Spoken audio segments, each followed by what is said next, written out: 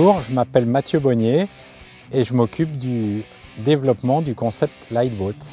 Bonjour, je m'appelle Olivier Cateline, je suis breveté d'état moniteur d'aviron et donc on va vous montrer l'utilisation du Lightboat et en particulier les réglages pour que ce soit facile d'utilisation.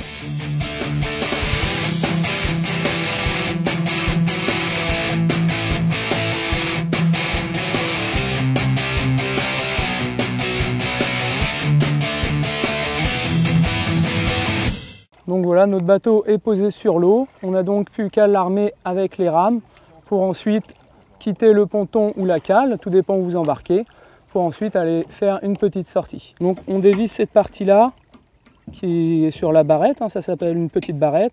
On la lève, comme ça c'est libre d'accès pour placer la rame. Donc sur la rame on a différentes parties, notamment celle-ci qui s'appelle un collier et qui va venir toujours à l'intérieur, côté rameur. Comme ça elle vient en contact ici et la pelle ne peut plus s'enlever. On vient revisser pour être sûr que la rame reste à l'intérieur de la dame de nage. Pour mettre la rame de l'autre côté, on vient placer sa rame sur le bateau. Ensuite, on vient placer son pied entre les deux rails ici.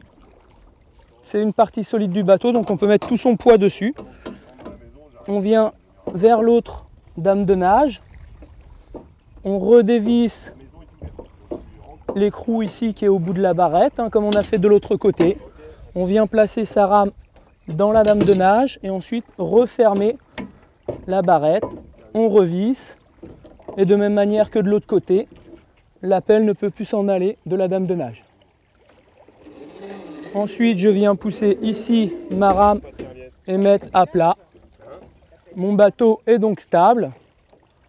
Ensuite, pour faire un petit réglage, je viens me placer comme si j'allais ramer.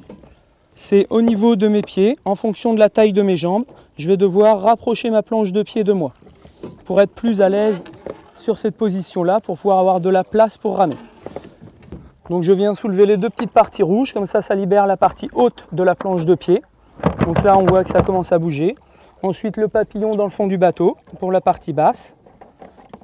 Et ensuite je viens tirer, alors je mets les rames près de mon corps et je viens tirer la planche de pied. Et là, en fonction de ma longueur de jambe, je vais la régler.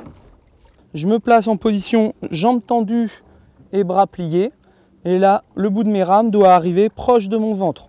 Donc en fonction de comment vous êtes à l'aise, ou vous placez vos poignets qui arrivent dans le ventre, ou avec un peu plus d'espace. Vaut mieux un peu plus d'espace quand il y a un peu plus de mer, ou un peu plus de vagues.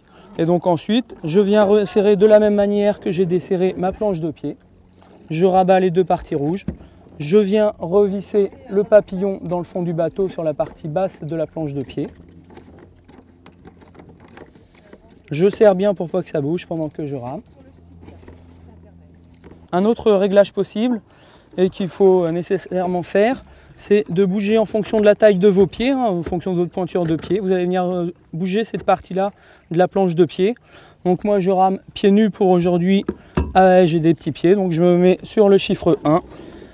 Et ma partie large de mon pied va venir au niveau de la sangle ici. Et là, c'est l'idéal pour pouvoir ramer. Hop, je bloque mes pieds dans la planche de pied. Et c'est parti pour ramer. Une petite partie qu'on peut voir au bord et qu'on peut vérifier avant d'aller faire sa sortie, c'est au niveau du croisement des avirons, car les mains vont venir se croiser de la sorte. Et généralement, la longueur ici entre mes deux doigts doit être entre 18 et 22 cm. De plus, la main gauche doit être au-dessus de la main droite et la main droite doit venir dans le creux du poignet gauche. Au moment du croisement, le bateau est réglé ainsi pour pouvoir ramer.